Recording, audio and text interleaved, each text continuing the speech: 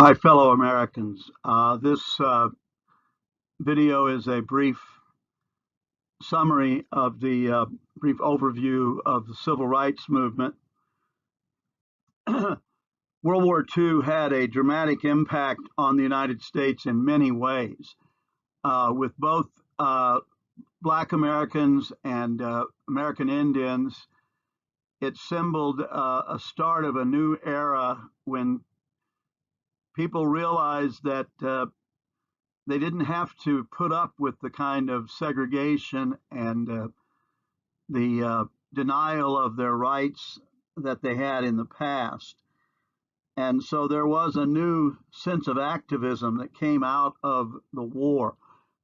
Membership in the NAACP, National Association for the Advancement of Colored People, grew dramatically during the war years, from 50,000 to 500,000. That moved. The NAACP had been founded early in the 20th century, but it grows dramatically.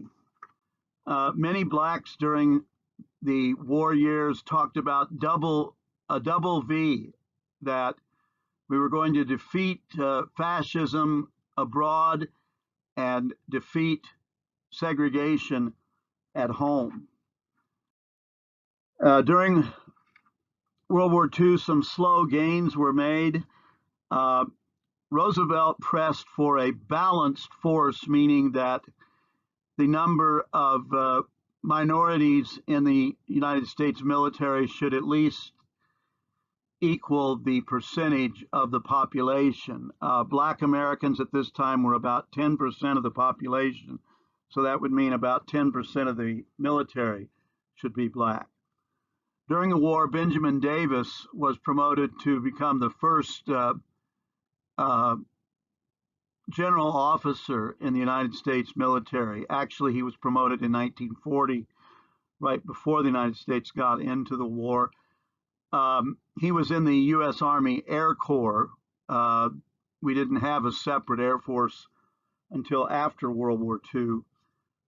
Eventually, he becomes a general in the U.S. Air Force, and before he retired, he had risen to the 4-star rank, which is the highest rank of general, except for the 5-star generals we had during World War II. Outside of the military, Roosevelt did not do much to turn back the Jim Crow laws. Jim Crow laws were what that's the term given to all laws that dealt with segregation. Now, they have the label right across this picture, but it would be nice if you could see this picture better, because what you see there is a white drinking fountain, a nice, for the time, modern, probably cooled water for the whites, and the black water fountain, old-fashioned, just room temperature water coming out. Laws that mandated segregation were called Jim Crow laws, and facilities like the black seats in a theater or the car where blacks rode on a passenger train were also called Jim Crow. Nobody really knows where that term comes from, but it dates back to the days of Reconstruction and shortly after. Now, black labor unions were fairly important in the civil rights movement. Workers that belonged to unions such as the Brotherhood of Sleeping Car Porters, longshoremen, the people who load and unload ships, and the United States Postal Service. In these unions, people learned about working together and taking political action, and many civil rights leaders, if you look in their family tree, there is one of these labor unionists, often from this Brotherhood of Sleeping Car Porters, which are the people that worked on the Pullman sleeping cars and diners. A. Philip Randolph was the head of the Brotherhood of Sleeping Car Porters and later becomes a significant figure in the civil rights movement. There also were some just kind of symbolic social changes in the 1950s or 1940s. Jackie Robinson in 1947 became the first Major League baseball player, first African-American Major League baseball player. So broke the color barrier there. This slide points out that the Cold War has something to do with this as well.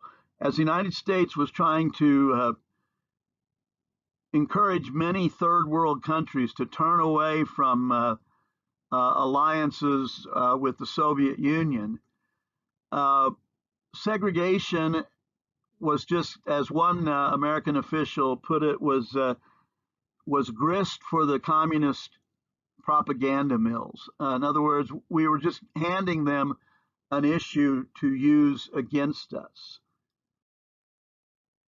Now, many people think of the civil rights movement starting in the 1950s, but there were important developments clear back in the 30s and 40s. 1938, in a case called Missouri Ex Rel Gaines v. Canada, Thurgood Marshall was the head of the NAACP legal committee.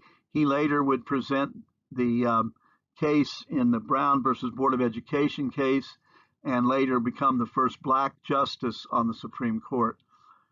But in the 1930s, the NAACP developed a strategy of they were going to court to try to make Southern states literally fulfill separate but equal. The case Plessy versus Ferguson back in 1896 had said that separate facilities for the different races were okay as long as they were equal. Well, everybody knew they weren't equal, just like that picture I just showed you of the water fountains. But in looking at graduate programs like medical schools and law schools, the NAACP went to court saying, if you're not going to let blacks into your main school, you're going to have to create a separate school that truly is equal. And of course, what they hoped, and this did generally work out, is that states would not go to the expense of creating a different school. They would simply let the relatively small numbers of blacks applying for these programs into the schools. And this was the first kind of wedge driven into the segregation laws of the South. In the Gaines case, the Supreme Court said that if the University of Missouri Law School didn't admit Gaines, then they were going to have to create a substantially equal law school for black students. And of course, Missouri didn't do that and allowed Gaines into their law school. This slide gives you some important dates on the timeline. 1963, you'll notice one there, very important, is the March on Washington, D.C., where Martin Luther King gave his famous I Have a Dream speech. Now, probably the most important civil rights case, maybe the most important Supreme Court case of all of the 20th century, was Brown versus Board of Education. This was a name given to a bunch of cases that were all grouped together as they made it through the court system. It started with a case in Topeka, Kansas, where Linda Brown was not allowed to enroll in a school that was close to her home because it was an all-white school. Now, actually, by the time this case reached the Supreme Court, Kansas had already desegregated schools, but they remained a party to the case because they wanted to try to set the precedent that these things should be decided on the local level.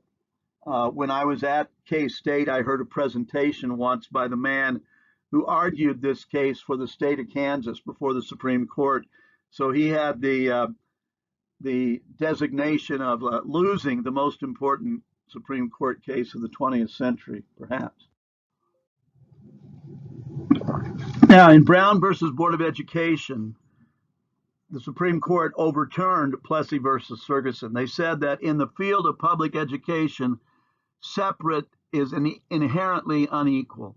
What this meant was when you tell a small child, you can't go to this school because you're different, you are virtually instilling in that child the belief that I must be inferior. And obviously, for a young child, that is going to impact their ability to learn and develop. Now, Eisenhower did not, this case was laid down when Eisenhower was president. Eisenhower did not really agree with it. He thought this should be left to the states. But Governor Orville Faubus of Arkansas kind of forced his hand. Faubus would not allow the desegregation of the Central High School in Little Rock, Arkansas.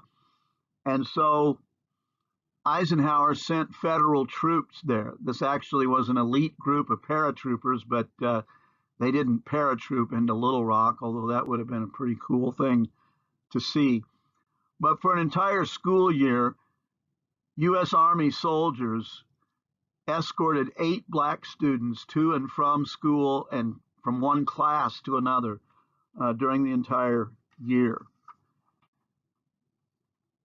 Now, besides the important legal cases, black activism was also a very important part of the civil rights movement. And the earliest effort, again, is often referred to as the Montgomery bus boycotts. In the city of Montgomery, Alabama, which is a city with a majority black population, laws said that blacks would sit from the back of the bus to the front and whites from the front to the back. And if a bus filled up, then a white person could ask a black person to give up their seat. And Rosa Parks refused to give up her seat. And she was arrested, and this case eventually goes all the way to the Supreme Court, where these kind of local segregation laws were struck down. The court had earlier said that in interstate transportation, forced segregation was illegal. Now, Martin Luther King became the leader of a group known as the Montgomery Improvement Association. And this was where he really comes to public notice for the first time. The Montgomery bus boycott went on for over a year, and because many blacks in Montgomery were relatively poor, they were often the majority of the users of the bus system, and so the bus system was going bankrupt during this time. Now, the sit-in movement was also important. It is usually cited to have begun at the North Carolina Agricultural and Technical College in Greensboro, North Carolina.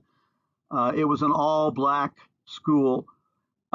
Students from that school went to the local Woolworths counter and sat down at the whites-only table, whites-only counter.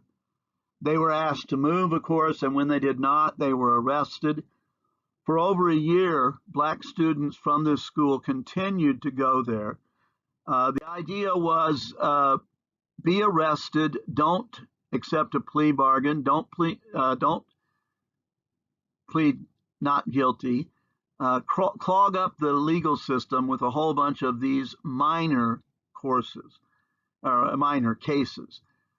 This is a statue to the 4 men who began the sit-in movement in Greensboro. In April of 1960, the Student Nonviolent Coordinating Committee was founded at Shaw University. It becomes a very important civil rights organization. It later becomes much more radical, under the leadership of Stokely Carmichael. This sign commemorates the founding of that organization in April 1960. This is the logo or symbol of this group. Became known as SNCC by its initials, SNCC. Another group that had been founded much earlier but becomes very important was the Congress on Racial Equality. James Farmer and Bayard Rustin were major figures in the founding of this group. In this picture, that is Farmer shown there. The Freedom Rides were some of the major efforts undertaken in the South by some of the groups, civil rights groups. As I said earlier, segregation on interstate transportation services had already been declared unconstitutional by the Supreme Court.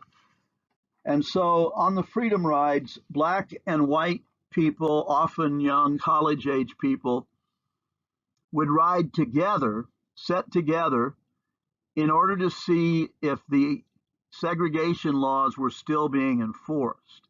And often they were. And in many places, the Freedom Riders were met with violence. In some cases, National Guard troops had to be called out to put down the violence. Now, the picture I'm showing you here, it says the NAACP Freedom Bus, but the Freedom Rides were basically put together by the group, the core group, Congress on Racial Equality. Now, Martin Luther King becomes the major figure of the civil rights movement. Those of you that have read or may read the chapter from Hollis that I gave you as a possible extra credit thing, you'll find that there is a good argument to be made that we have given King so much attention that we failed to pay attention to some of these other groups. Grassroots work by people in local communities was very important, and those people were often in danger. Now, King, of course, was eventually assassinated, but in many cases, he was too big a figure for local law enforcement to harass too much, although he was occasionally arrested, but usually some phone calls from somebody in Washington would get him released pretty quickly. But the day-to-day workers on the ground, more or less, were the people that often were liable to being attacked by the more racist opponents of the civil rights movement. To understand King, you have to understand the role of the black minister in local communities. Back in the early 1800s, all ministers generally were given a lot of respect, even by people who were not part of their church, and maybe even people who were not religious at all. They looked upon the minister as a community leader. Well, that was even more true in the black community, and it endured much longer in the black community than it did in society in general. Now, Martin Luther King was a minister of a church in Montgomery. This was where he was at during the time of the Montgomery boycotts, bus boycotts, the Dexter Avenue Baptist Church in Montgomery. Then later, he goes to what had been his father's church. King's father and grandfather were both ministers. Ebenezer Baptist Church in Atlanta, Georgia. His father retired, and Martin Luther King came back there to become the minister. His father was going to kind of assist. After Martin Luther King Jr. was killed, his father takes on the role of the main pastor of this church again.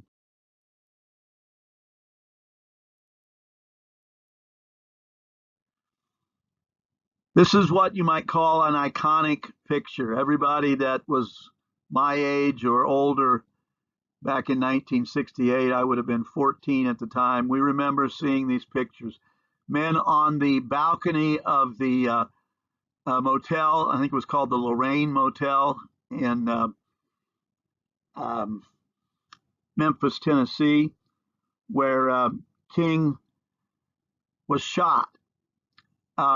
He was there to support a strike by sanitation workers, and the sanitation workers union was almost 100% black workers. Now, the man accused of killing King, the man who was eventually convicted, was a man named James Earl Ray. King's family ultimately came to believe that Ray was not really responsible for the death, and that some conspiracy kept the real people from being found. Now, after the death of Martin Luther King, some of the civil rights movement moves to more radical directions, but some of this had started even before, especially within the Black Muslim movement. Malcolm X was a small-time criminal. His name was Malcolm Little. And by the way, you honkies, that's Malcolm X, not Malcolm the 10th. He was in prison when he converted to the Nation of Islam, or the Black Muslim religion. And like it did with many people, the Black Muslim religion really gave Malcolm Little the ability to turn his life around. It had a very strong emphasis on living right, kind of pulling yourself up by your own bootstraps, a strong work ethic. Now, Malcolm X embraced the Black Muslim religion. At that time, Elijah Muhammad was the head of the Nation of Islam. In this picture, you see in the lower part of this slide, Malcolm X with Muhammad Ali, who was originally, his name was Cassius Clay.